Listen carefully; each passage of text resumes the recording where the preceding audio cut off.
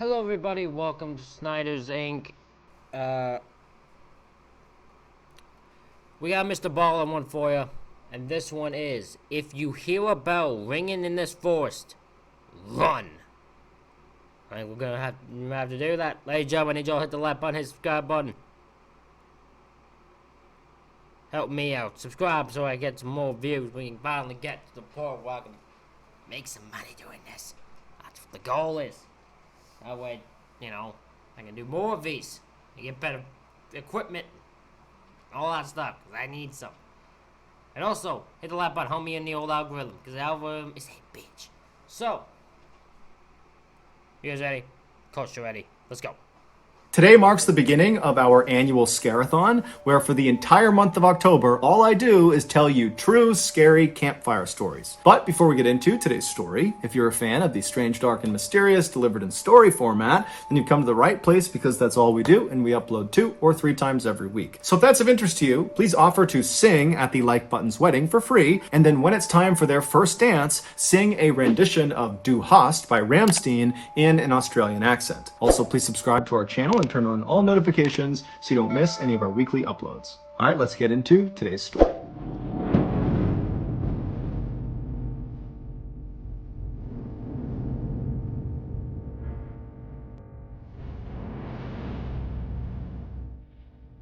In June of 2019, an 18-year-old girl named Bella wrapped up her first year in college and headed home for the summer. Her family lived just outside of this small town in France that was tucked up in the mountains and surrounded by this huge forest. And so growing up, Bella spent a lot of her time out in this forest, either by herself or with her father or other members of her family. And so she knew the forest like the back of her hand. Her favorite place to go in this forest was the man-made lake that sat kind of at the center of this forest. It wasn't huge, but it was a beautiful view. It was very peaceful, and so she liked going out there. The way she would get to it is she would leave her house, she would hop in her car, she would drive a couple of miles down the road, and she would pull off into the shoulder of this road, and there was no signage that said this was the pull-off to get to the man-made lake. This was an area that she and her family had discovered, that there was this particular trail you could take. And so she would pull off at this shoulder, she would get out, and she would turn away from the road and just walk directly into the trees, which butted right up against the road.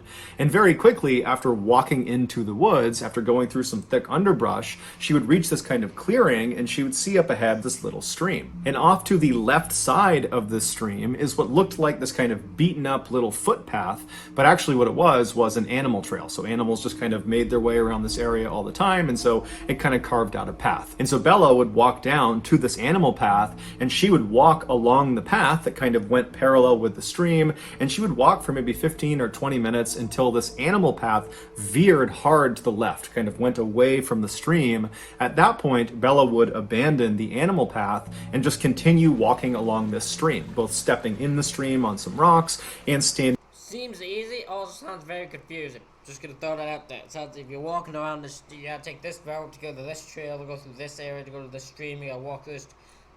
I wouldn't remember that. It don't sound easy. On either side when she could. And she would follow the stream due north, just going straight into the heart of this forest for about an hour, walking at a fairly leisurely pace until the stream connected with this east to west running river. And at this point, Bella would turn left, facing west, and she would follow along this riverbank about 20 minutes until the river fed into the man-made lake. And so she would stay at this lake, sitting on that don't sound easy. That don't sound like an easy thing, especially when you're gonna walk an hour.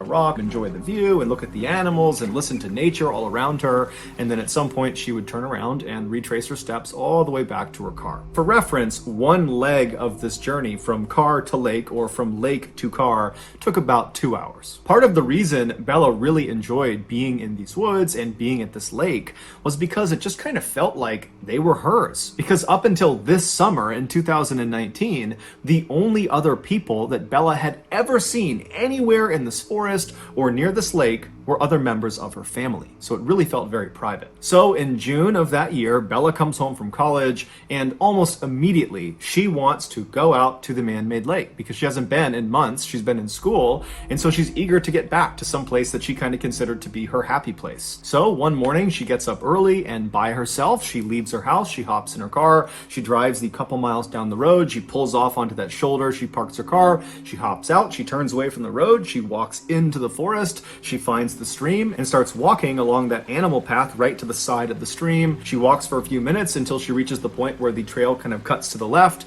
and she just stays on the stream and is just continuing walking along the stream. And about 30 minutes later, when she was maybe 1 or 2 miles short of the east-west running river, she hears a bell somewhere off in the distance, way out in front of her, out towards the river. It sounds just like a chime, a single chime. And as soon as she hears it, she stops, because there's never any people out here ever, and that bell sound came from somewhere in the forest. And so she stops because she's not really sure if she actually heard that, because it could have just been her mind playing tricks on her or something. And so she stops and just kind of listens for a second, and then she starts to hear this bell just continuously start ringing. Now, the ringing was not uniform. It was constant, but it was kind of sporadic, as if you were holding a bell and kind of ringing it randomly, like you might see at a sports game. And so she's thinking to herself, is there a dog that got lost somewhere up ahead and it's got a bell on its collar, and that's the sound I'm hearing? But as she's sitting there listening to this kind of sporadic bell sound, she's thinking, that's way too loud to be some rinky-dink bell on a pet's collar. So it's got to be something more robust. Did maybe somebody have a bell inside of a box, and that box got on the river and it's floated down river and it's like crashing into rocks or something? I mean, she's going through these very strange scenarios in her head, but she's not concerned about the bell. She's actually pretty intrigued, and since the sound of this bell seemed to be coming from the direction she was already traveling, she decided she would just keep on walking and hopefully see whatever it was that was causing this bell sound. And so Bella just began walking along the stream again, kind of listening to this bell and thinking about what it was going to be. And after about 5 minutes of her starting to walk again, the bell just stops. It goes totally silent. And when it does, it actually kind of startles Bella, because she'd been listening to it so intently. And so she stops and she's listening, kind of expecting it to go off some more, but it doesn't. All she hears are the sounds of nature all around her. Now, Bella didn't have an explanation for what the spell was or why it stopped, but she really just wasn't that worried about it. She figured there was some sort of explanation for it. There had to be. And so she just kind of shrugged and kept on walking and put her focus back on getting to the lake. About 10 or 15 minutes later, Bella was still walking along the stream. She was still maybe a half mile or a mile short of the east to west running river when she sees up ahead on the left side of the stream, as she's walking, there appears to be something laying on the ground that looks like it could be an animal or a rock. She doesn't really know what it is. And as she gets closer, she realizes it's a beaver laying on the ground, and this beaver is missing its head. Now, this is a huge forest, and Bella would have known that, of course, there are wild animals all over the place, and so finding the body of an animal that had been attacked by another animal was not unusual. That's nature. But what did strike Bella as odd was the cut on this beaver's neck was unbelievably neat and uniform, as if its head had been very carefully removed with a very sharp knife. And the beaver's head was nowhere to be found. It certainly did not have the appearance of having its head removed from some predator and its teeth. That would have been very rough. Also, the rest of the beaver's body was intact, so whatever killed this beaver was not interested in eating the beaver. As Bella stood over That's choice of a photo also, but I was gonna say, yeah, that's interesting to come across a beaver with its head cut off, but it's not, it looks like it was done by like a knife and like perfectly cut, and it's not, doesn't look like it's been done by a by like any sort of predator. It'd be weird to like you're in a big forest. this beaver and was just staring at it. She also noted that there was no smell. Normally, when something dies, it begins to smell very quickly. It's part of the decomposition process. And so for there not to be a smell indicated to Bella that this beaver must have been killed fairly recently. And then when Bella kind of gently prodded the body with her foot, she realized the beaver's body was still fairly limp. So rigor mortis had not set in. Rigor mortis is another part of the decomposition process where the body kind of stiffens up, and that happens fairly soon after death. And so as Bella is realizing this beaver must have died very recently, it dawns on her that most likely whoever or whatever has killed this beaver is probably somewhere nearby. And Bella can't help but connect this dead beaver to that bell she was hearing earlier, which before meant nothing, but considering the bell was roughly coming from the same area where this beaver has now been found, it made her uneasy. And so Bella found herself whipping her head around, looking out into the trees, seeing if, there's some person, a hunter or somebody that would kind of explain what was going on, but There was nothing. And so Bella felt herself starting to panic a little bit, but then she stopped herself and said, calm down, it's broad daylight. I have been coming to these woods for years and years. I've never seen another person. I've never encountered some predatory animal. I'm sure everything is perfectly fine. I got nothing to worry about.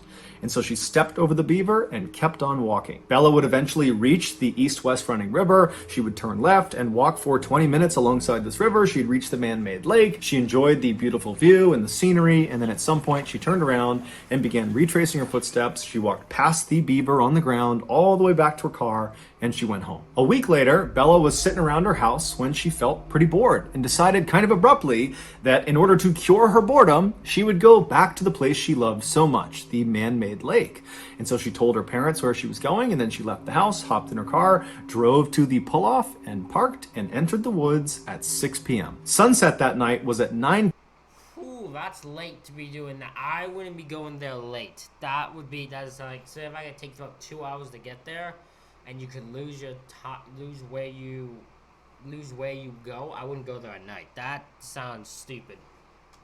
p.m. and so Bella knew this would need to be a fairly quick turnaround so she didn't get trapped in the woods in the dark. And so Bella finds the animal trail. She follows along the stream until the trail goes left and she stays on the stream. She continues walking on the stream when she starts to hear the distant sound of thunder. And so she looks up into the sky through the trees and she can see the sky is starting to get dark, but she's still a couple of hours away from sunset. And so between the thunder and the dark skies, she knows a storm is rolling in. But she is determined to get to that lake. And so instead of... I'm sorry, this is a stupid person doing a stupid thing. I'm sorry, was a dumb idea from the get-go. She shouldn't have gone at... Once she sees a storm, turn around, head back. Make sure you're safe. Turning around and saying, okay, I'll come back another time, she just starts jogging along the stream to get there as fast as she possibly can. And almost immediately as she's jogging, the raindrops start to fall. And by the time she passes the beaver corpse on the ground, it hadn't moved, the rain was really coming down, and then about 15 minutes after the corpse, when she hit the east-west running river, that's when the rain was at a full downpour. Still, Bella turned at the river and continued west towards the man-made lake as if she was going to go all the way, but only about a minute or two into this final leg. She still had about 20 minutes to get to the lake. She stops herself and she looks at her watch and she can see it's after 8 o'clock already. And she's thinking to herself, if I turn around right now, it's going to take me over an hour to get back to my car. Sun sets at 9 p.m. It's after 8 p.m. now. So already I know I'm going to have to navigate this forest at night in the dark, even if it's just for a little bit at the end. And if I go all the way to the lake and then come all the way back to the car, I'm going to be in the forest after dark for quite a while, maybe up to an hour.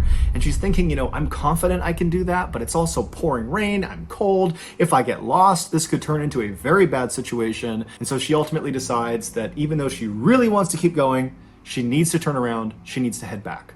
And so she turns around and she walks back up alongside this east-west running river to where the stream fed into that river. She turns and begins walking south along this stream, headed back towards the car. On her walk, because the visibility was starting to get quite bad because it was so dark, she had her head down at the ground because she didn't want to trip. She's stepping on rocks, she's stepping on muddy areas. She wants to make sure her footing is solid.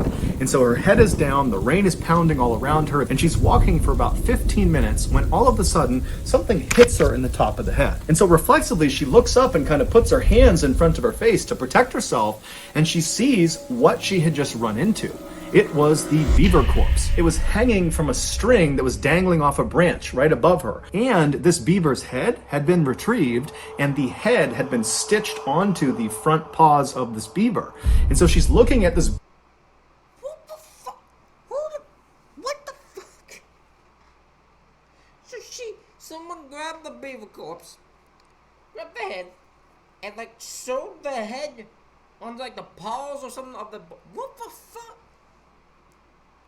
Weird bastard, what the hell is this? Beaver that's dangling from this rope, it's carrying its own head, and she's walked square into it. And her first reaction was basically to gag. She was going to vomit. She was so disgusted. And then she began frantically rubbing at her hair where this thing had made contact with her, because there could be juices from the decomposition that got on her. And then after frantically kind of patting at her head for a second, she stops, and something really terrifying dawns on her. Whoever strung this beaver up to this tree and then stitched its head onto its paws, they had done that in the last 30 minutes, because 30 minutes earlier, when she was on her way in, she remembered passing the beaver carcass on the ground. She saw it. It had not moved from where it was the week before when she first saw it, and now this beaver is strung up in the tree. And so as the wheels are turning in Bella's head, she realizes that if someone has just done this, then they are probably nearby.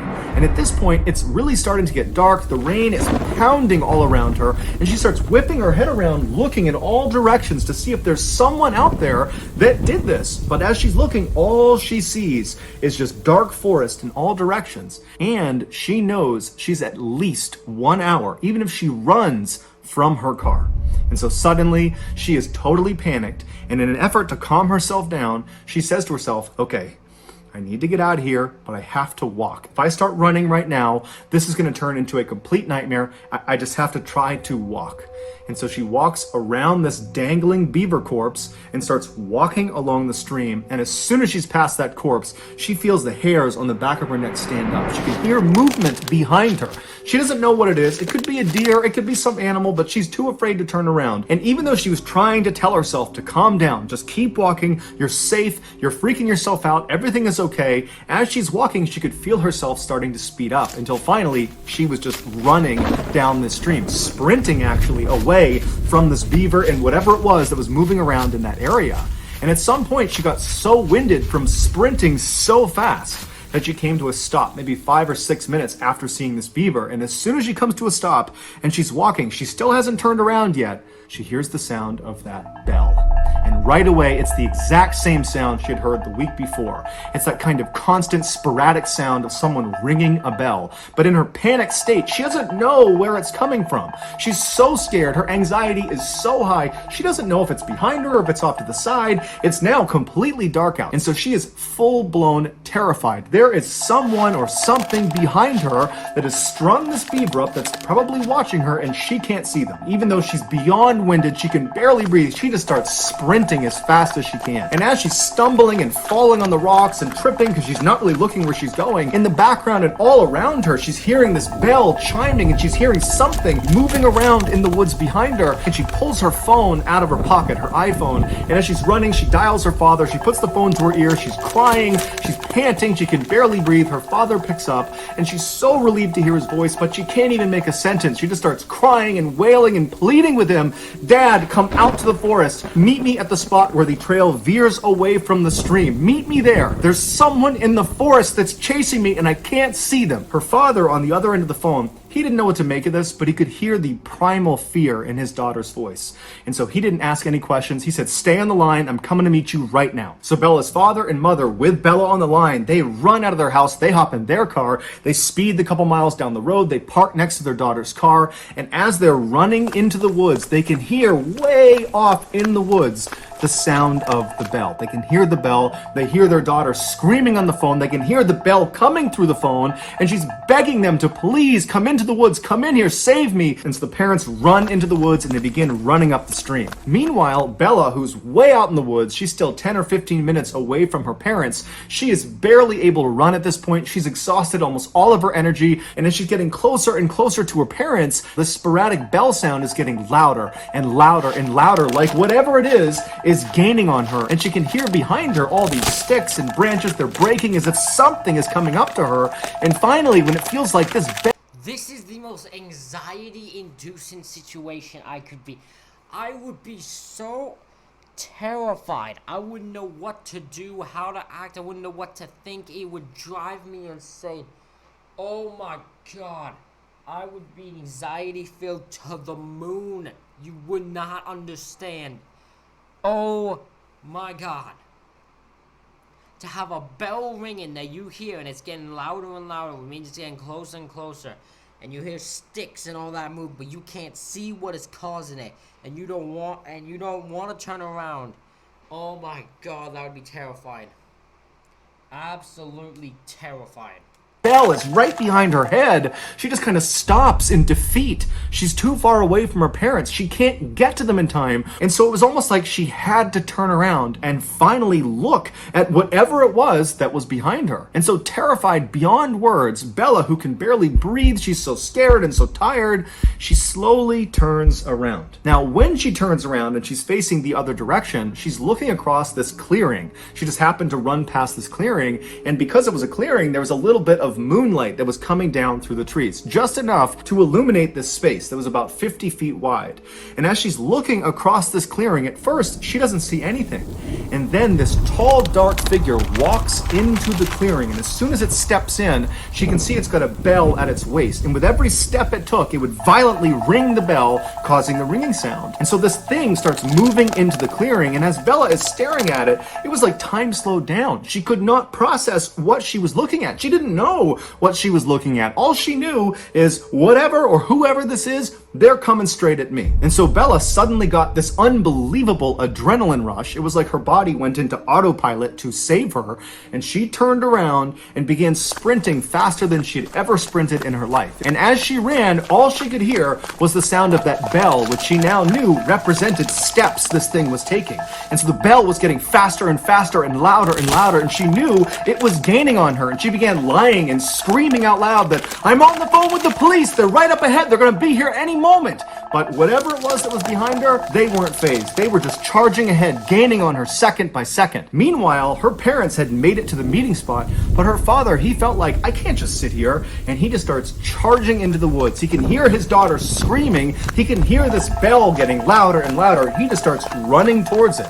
And sure enough, seconds later, he sees his daughter come bounding out of the forest, and she leaps into his arms. He just grabs her, turns around, and runs with her back to the meeting spot. He grabs his wife, and the three of them just charge out of the forest, back to the parking lot, back in their car, and they speed off.